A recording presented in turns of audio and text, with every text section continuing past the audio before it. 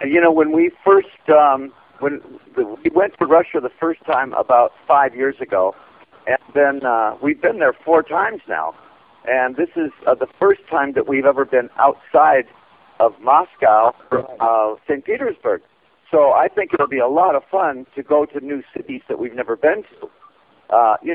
I think Americans have a different view of Russia because, we grew up in a time that was like we were enemies at the time.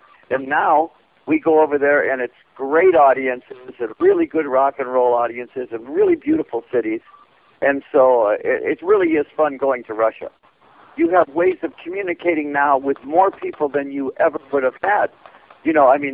People that are Marylin Manson fans, young kids that are Marylin Manson fans, will go to his website and it'll say, visit Alice Cooper's website because he was so influenced by Alice Cooper. Now there's a young kid that goes to my website and he realizes, oh, wait a minute, I like Alice Cooper more than Marylin Manson. So in a lot of ways, it introduces a lot of young kids that wouldn't know Alice Cooper to Alice Cooper. Yeah, I don't really have a problem with people taking the music. The real fans are going to either buy the CD or whatever. And if somebody steals the music, good. I hope they enjoy it. It's funny because the bands that I really do like are the bands that are sort of garage bands. There's a lot of bands out there that seem to be really old-school garage bands, like the White Stripes.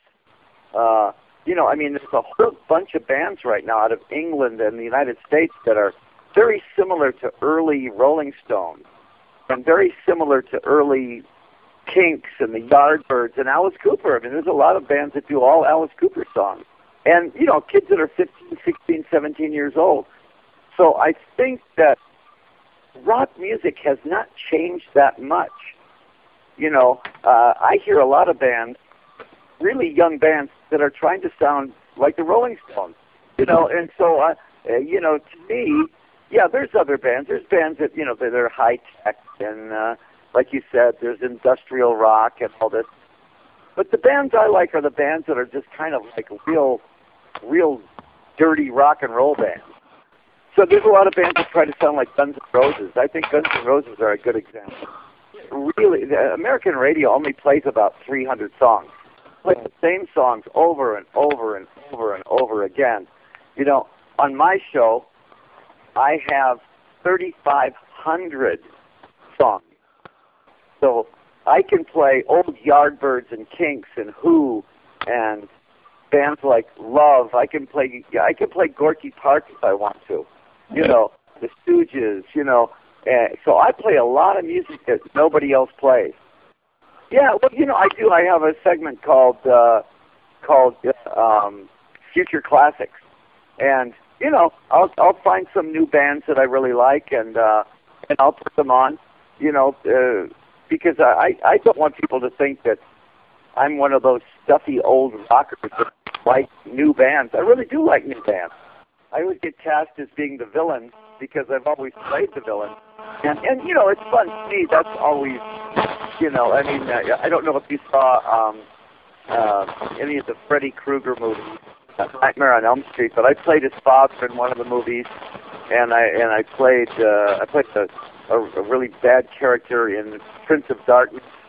And to me, I really enjoy playing that character, being the bad guy. No, I don't think I'll ever be a hero. I'll never be George Clooney, I like acting, but music is still my number one thing to do. And when I act, my acting is all done on stage. So all of my acting is done live.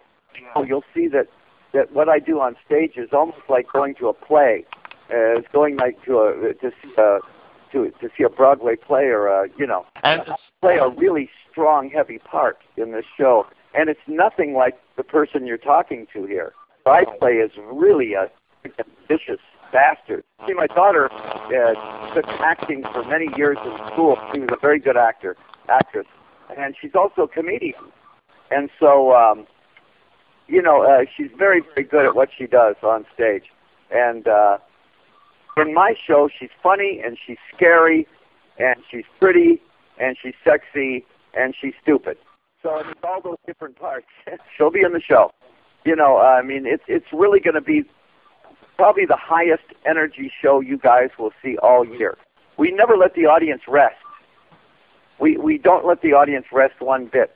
We just keep, you know, doing new, different things, and every single song's got something going on in it. So the audience never gets a chance to rest from us. But it's a lot of fun for us, too. We're starting this whole tour in Russia, and then from there we go to Australia, we do South America, Canada, the United States, back to Europe. So we're out until almost Christmas. Every single year I go out and I do at least 100 cities around the world. I'll tell you the truth. You know, at 61 years old, I am in better shape than I was when I was 30 years old. At 30, I was a mess. I get up on stage now, and I mean, I go 2 hours, and I never stop. So I'm kind of like, I'm like Mick Jagger. I never get tired. Well, you know, I'll tell you the truth. When they come to see our show, it's like going to see something that's going to take you away from reality for 2 hours. It's, you know, I mean, we do a very, very expensive type of visual show. And when you see it, it's going to be something like you've never seen before. Thank you, Alex. Bye-bye.